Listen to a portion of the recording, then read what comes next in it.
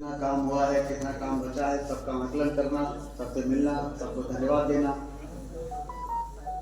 इसके अंतर्गत आज मैंने लहुआ को चुना था कि हम वहाँ आएंगे और वहाँ हर मोहल्ले हर टोले में जाएंगे, सगरा में हर मोहल्ले हर टोले में जाएंगे और फिर शाम को आप सब ने तय किया कि यहाँ पर भजन संध्या होगी और फिर रात में विश्राम भी करना है यहीं पर।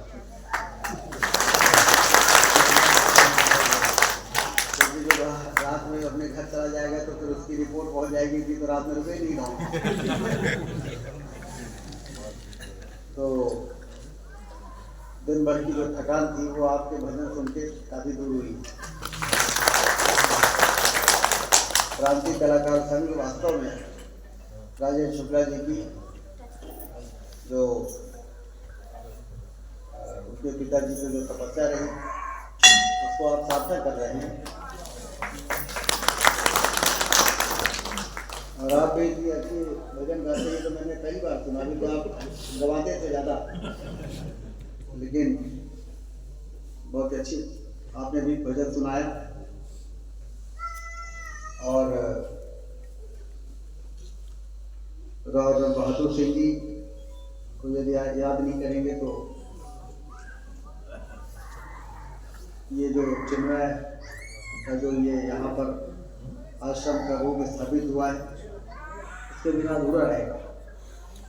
वास्तव में भगवान राम का जो यहाँ पर मंदिर स्थापित करके और ये जो बहुत अच्छा वातावरण यहाँ पर निर्मित हुआ है, राम साहब का इसमें बहुत बड़ा योगदान रहा। चिन्मय स्वामी जी से जुड़ के उन्होंने रीवा में भी चिन्मय आश्रम को स्थापित किया। हमारे जो बुजुर्ग हैं यहाँ पर उनको आश्रय मिलता है और एक धर्म और अध्यात्म जो हमारी सबसे बड़ी ताकत है उसको भी उसके दर्शन होते हैं यहाँ पर जब कोई आता है। इसलिए यह स्थान हमारे रीवा के लिए बड़ा महत्वपूर्ण है। इसलिए आपने जो कहा यहाँ पर जो जो काम हुए बताए हैं वो सारे काम होंगे तो हमारे इस क्षेत्र के लोगों को भी इसका फायदा मिलना है। और ऐसे काम यदि हमारे पास आते हैं तो हमको लगता है जितनी जल्दी हो सब कर दो, अपने पास रखेंगे तो बहुत इकट्ठा हो जाएगा। अब तो रीवा में मुझे इस बात की खुशी होती है कि विकास के प्रति एक वातावरण ऐसा खड़ा हो गया है कि हर जगह लोग आगे आगे पहले जो निराश हो गए थे अब उनको लगता है कि अब कोई भी काम ऐसा नहीं हो जो उसके लिए कहा जाए और नहीं हो सकता है।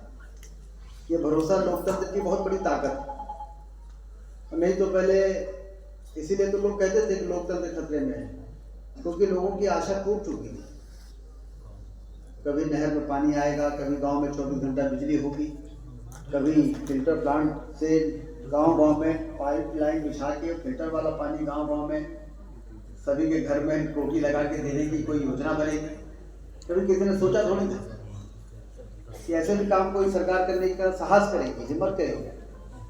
लेकिन आज सगरा में कितना बड़ा फिल्टर प्लांट बन गया। जैसे शहर में फिल्टर प्लांट बनते हैं वैसे गांव में उससे 4-4 गुना बड़े फिल्टर प्लांट बन रहे हैं। अतरेजा में बन रहा है, हजारों टंकियां गांव में बन रही है पूरे जिले में, लाखों टंकियां बन रही है पूरे देश में जल जीवन मिशन में।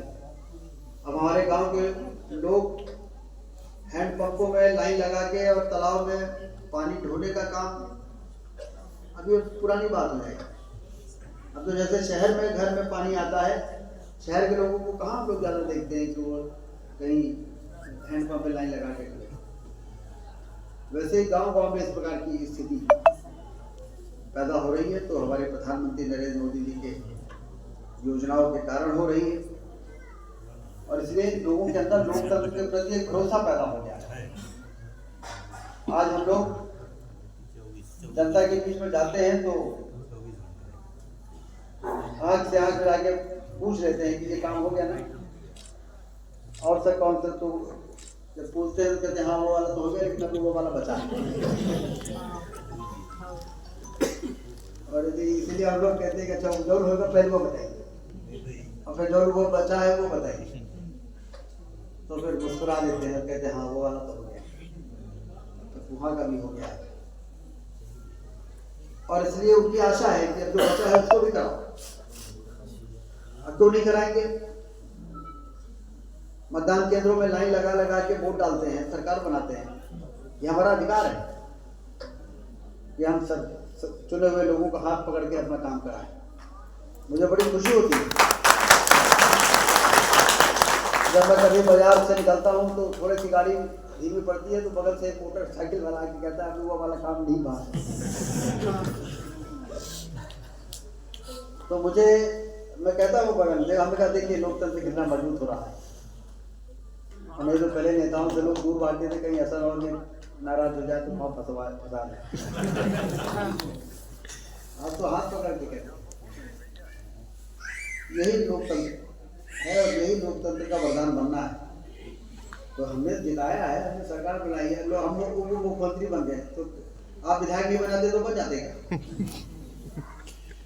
तो इसलिए सत्ता के शीर्ष पर बैठा हुआ कोई भी व्यक्ति है, उसके क्षेत्र की जनता जब मतदान केंद्रों में लंबी लंबी लाइन लगाकर एक घंटे इंतजार करने के बाद जब वोट देती है तब वो चुन के जाता है, फिर वो जाके मुख्यमंत्री, उप मुख्यमंत्री और मंत्री बनता है।